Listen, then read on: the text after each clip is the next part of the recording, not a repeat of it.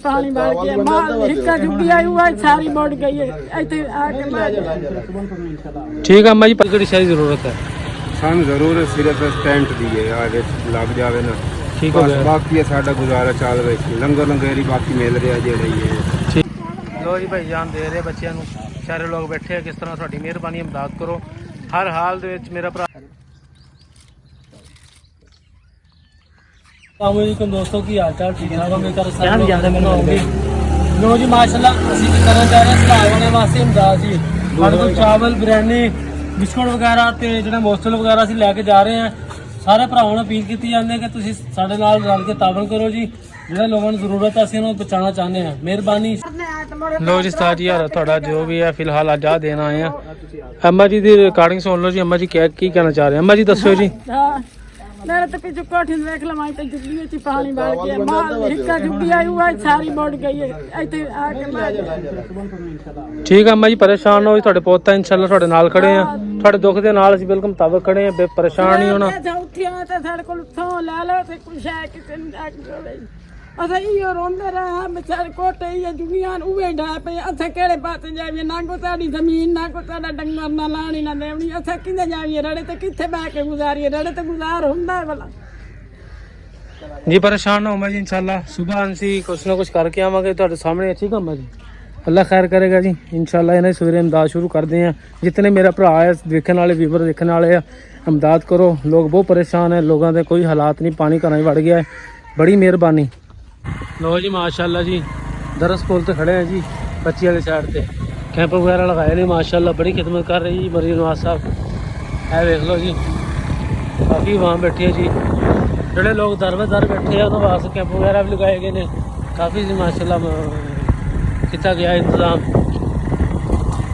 बाकी इंशाल्लाह कोशिश साड़ी भी बड़ी है कि अल्लाह पाक सानू कोई ऐसा ही बंदे चार देवे जोड़ा कैंप वगैरह का सानू इंतजाम करके देवे। पानी इधर काफ़ी ज़्यादा आया हुआ वा, लोगों वास्ते कैंप वगैरह लगाए ने, पर थोड़े लगाए ने, लगे जरूर है। मेडिकल का भी इंतजाम किया गया, लोगों ने माल पान घर वगैरह लेके नहीं उधर नहीं है। ठीक है बच्चा, है देख लो जी, ले लो जी। ठीक है बाबा लादा नहीं तेरा बाबा डैडी ये तू ना बोल हल ले ला थोड़ी दस दो गुजारिश कर दो सानू किहड़ी सारी जरूरत है। ਸਾਨੂੰ ਜ਼ਰੂਰ ਸਿਰਫ ਸਟੈਂਟ ਦੀ ਹੈ ਆਗੇ ਲੱਗ ਜਾਵੇ ਨਾ ठीक हो गया। ਬਾਕੀ ਹੈ ਸਾਡਾ ਗੁਜ਼ਾਰਾ ਚੱਲ ਰਿਹਾ ਲੰਗਰ ਲੰਗੇਰੀ ਬਾਕੀ ਮਿਲ ਰਿਹਾ ਜਿਹੜਾ ਹੀ ਹੈ। ठीक हो गया जी, ठीक है बाकी अल्लाह का करम है, डंगा रहना पट्ठे चारा देवे कोई थोड़ा बहुत असी बैठे था या कपके आए हैं तो दिरखाने बाहर दे हैं। ठीक हो गया दिरखाने दे हाँ जी दिरखाने दे बड़ी मेहरबानी होती है। एक टेंट सानू है जी मिल जाए बारिश के मार गए कोशिश नहीं लाजमी जी जी बिल्कुल दोस्तों तुसीं सुन लिया भाई दे क्या कि सानू टेंट की बड़ी जरूरत है।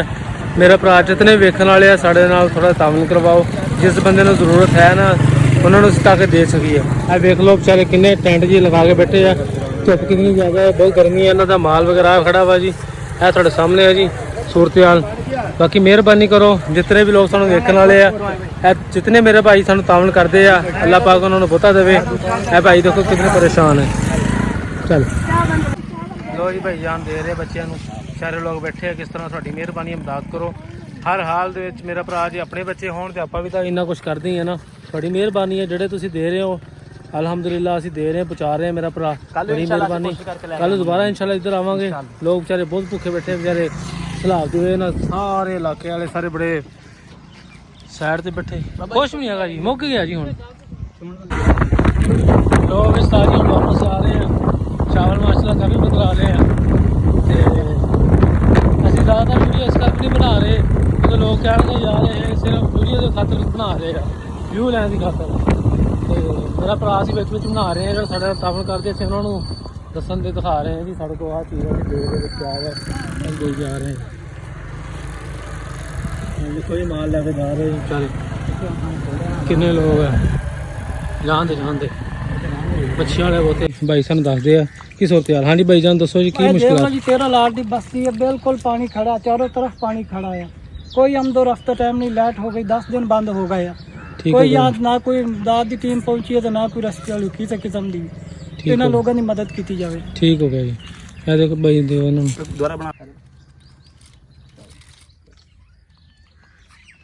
ਪਰੇਸ਼ਾਨ ਹੋ ਉਸਤਾਦ ਜੀ, ਕੱਲ ਅਸੀਂ ਦੁਬਾਰਾ ਆਵਾਂਗੇ, ਟੈਨਸ਼ਨ ਵਾਲੀ ਗੱਲ ਕੋਈ ਨਹੀਂ ਹੈ। ਕੱਲ ਅਸੀਂ ਇਨਸ਼ਾਅੱਲਾ ਸਾਡੇ ਕੋਲ ਸਿਰਫ ਆ ਬੱਚੇ ਉੱਥੇ ਘਰ ਬੱਚੇ ਵੇਖ ਸਾਡੇ ਕੋਲ ਜੋ ਬਚਿਆ ਸੀ ਅਸੀਂ ਲਗਾ ਦਿੱਤਾ ਹੈ। ਕੱਲ ਨੂੰ ਆਵਾਂਗੇ ਯਾਰ ਇਨਸ਼ਾਅੱਲਾ। ਦੁਬਾਰਾ ਆਵਾਂਗੇ ਇਨਸ਼ਾਅੱਲਾ 10-11 ਵਜੇ ਨਾ ਜ਼ਰੂਰ ਆਵਾਂਗੇ, ਬੱਚਿਆਂ ਨੂੰ ਦੇਖ ਕੇ ਆ।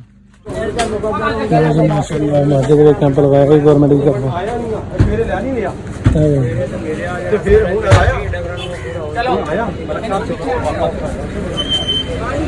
ਨਾਲ ਵਾਲਾ ਕੰਦੇ ਵਾਲਾ ਕੋਲ ਲਗਾਏ ਆ, ਰਾਮ ਦਾ ਸਿਖਾਣੇ ਦਾ ਇੰਤਜ਼ਾਮ ਕੀਤਾ ਜੀ ਮਾਸ਼ਾਅੱਲਾ। ਠੀਕ ਹੈ ਜੀ।